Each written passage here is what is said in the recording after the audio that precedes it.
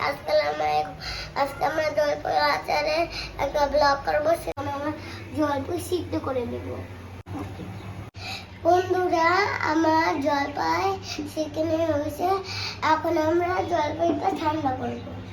বন্ধুরা, এখন আমরা জলপাইগুলি বেশ করে নেব।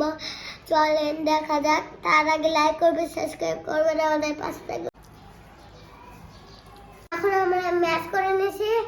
চলেন দেখা যাক এখন আমরা আচারটা বানাবো। এখন আমরা কড়াইতে তেল দিয়ে দিব।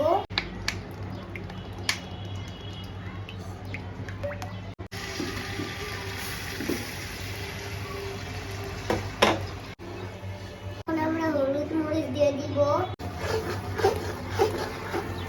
জলপাই দিয়ে দিচ্ছি। এখন আমরা লবণ দিয়ে দিব।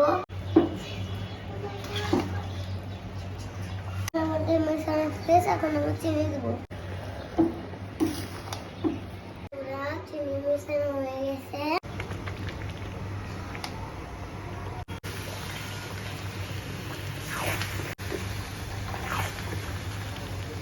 মরিচ ভেজে দিব আমরা।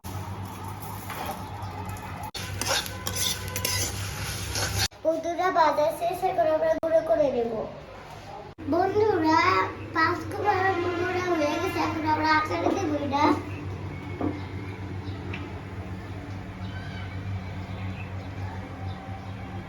ভালোভাবে মিশিয়ে দেব। বন্ধুরা, আমরা আচার বানাতে চলে দেখেন আমার আচার তরকারি কেক হয়েছে। খেয়ে বলবো যে আমার আচারটা কেক হয়েছে। দেখেন